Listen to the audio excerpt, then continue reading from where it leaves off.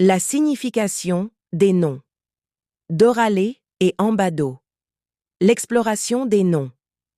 Doralé et Ambado nous plongent dans une histoire riche et complexe, où se mêlent géographie, culture et politique. Comprendre la signification de ces noms nécessite d'examiner le contexte historique dans lequel ils s'inscrivent. En premier lieu, il convient de rappeler que la France, le 14 décembre 1884, prit la décision stratégique de signer un traité avec le sultan de Gobahad, Oumed Loïta, voir photo ci-dessous.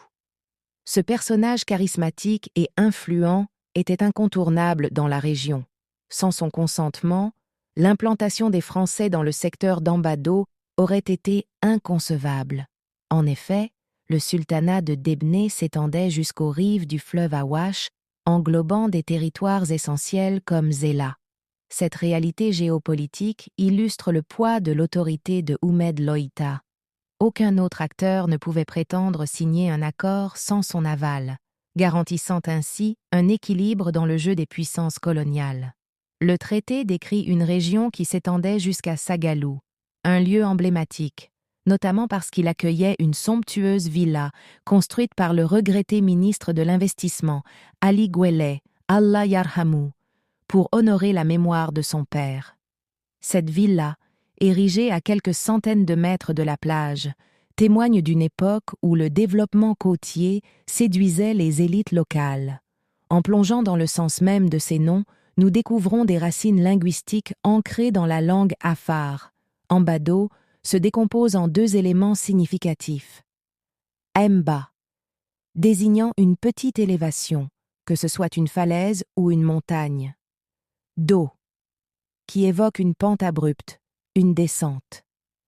Ces termes quotidiens révèlent la géographie dynamique de la région et soulignent la manière dont les habitants s'approprient et décrivent leur environnement. Quant à Doralé, ou Dor-Walé, son étymologie dévoile une image évocatrice, celle de plusieurs flaques d'eau ou retenues d'eau formées dans des cuvettes. Cette description témoigne des caractéristiques hydrologiques du paysage et souligne la richesse de la nature environnante. Ces noms ne sont pas seulement des désignations géographiques, ils portent en eux une mémoire collective, l'écho des histoires partagées et des luttes pour la survie dans un environnement parfois hostile. Ainsi, les noms Doralé et Ambado ne révèlent pas seulement une histoire d'occupation coloniale, mais également un profond respect pour un territoire façonné par les dynamiques naturelles et humaines. Ils incarnent l'identité d'un peuple lié à sa terre, une terre qui, à travers le temps, continue de raconter son propre récit. Par cette exploration, nous remarquons que chaque nom, chaque mot porte en lui l'héritage d'une civilisation, une connexion intemporelle entre le passé et le présent.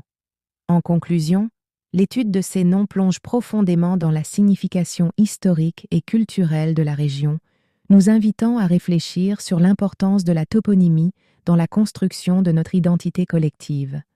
Dans un monde en constante évolution, ces noms sont des témoins silencieux des épreuves et des triomphes d'une communauté qui, malgré les défis, reste profondément ancrée dans son histoire et son environnement. Un citoyen djiboutien ordinaire, issu des profondeurs de la rive de Tamiro, Oumed Abdallah, se pose en observateur avisé des événements mondiaux. Conscient de l'héritage riche et tumultueux de ses ancêtres historiques,